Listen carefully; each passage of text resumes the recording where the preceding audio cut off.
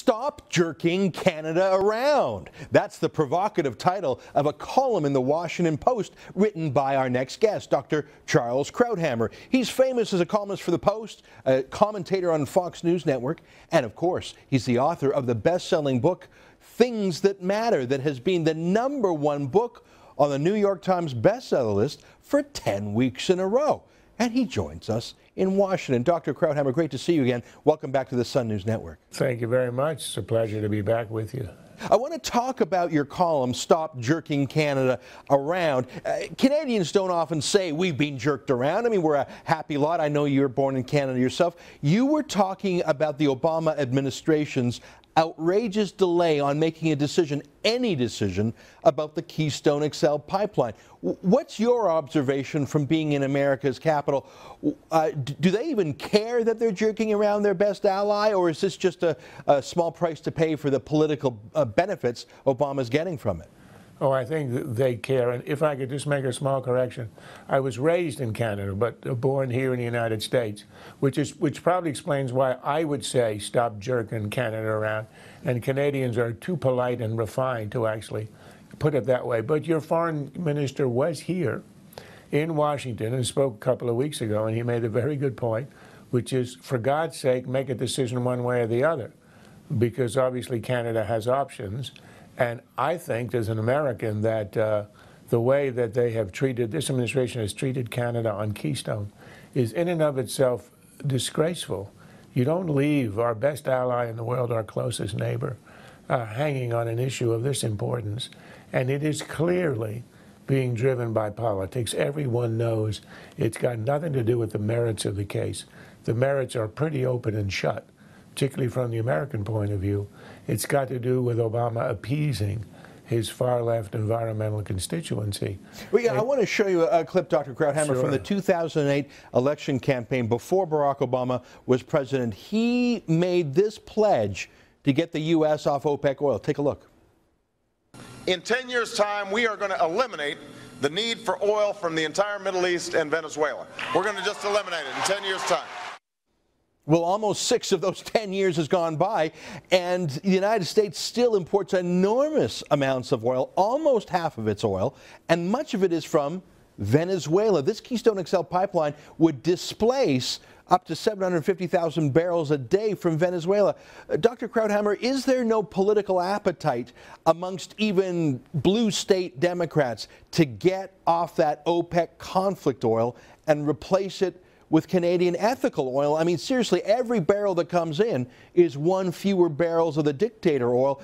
Does that resonate with Americans, or are they not even tuned into this issue? No, I think it resonates quite strongly. Both houses of Congress and both the Democrats and Republicans are strongly in favor of Keystone. Public opinion, it's about 70, 80%. There's a clear, large majority who want to do Keystone for a lot of reasons, among which, and I agree with you, is the foreign policy reasons. It weans us off the oil of adversaries and people who are quite unfriendly, particularly the Venezuelans. That would be a really nice touch to have them drowning in their heavy oil, which is refined here in the U.S., and they will have trouble exporting elsewhere, particularly the way they've treated the United States and the West in general. But, I mean, the other reasons are clearly economic, would create jobs here, and the other reason, I think, is diplomatic. Canada is our best ally in the world. This is important for Canada. The oil is not going to stay in the ground. It's going to be developed one way or the other. And I think the worst part about it is a lot of it is coming down right now, and it's coming by rail. And given what's happened in Quebec with that terrible disaster you had, oil on rail is sort of a ticking time bomb everywhere it goes. It's unsafe. It's uneconomical. A pipeline would solve that. Look, the merits of this have been adjudicated and decided. It's all about the politics. Last question for you about those politics. You mentioned on the one hand there's environmental activists, that Daryl Hannahs, the celebrities of the world, and the big ticket donors like Tom Steyer of San Francisco. But what about the other part of the Democratic base, labor unions? I mean, the Teamsters and pipe fitters and welders and steel makers who would get, according to U.S. State Department estimates, literally tens of thousands of dollars of jobs. How come those union voices have been ignored in Obama's political calculations? Well, because in the run-up to the 2012 election, the calculation of Obama's political operatives was that they wouldn't lose the union vote anyway. They're going to get it for a variety of other reasons, all the favors Obama has done for the unions in other areas, and they are legion, and that if he did decide to go ahead with Keystone, it's not that the environmentalists would become Republican, but they would stay home. And they wanted to win that 2012 election. What I find surprising and in some way almost politically shocking is that he wins re-election. He's never running again. He is now a man who can operate on his own in the national interest. He knows what the national interest is here, but he's worried about the midterm elections, and he's going to delay again. I expect you probably will not see a decision until after November of this year for precisely that very narrow, very partisan political reason.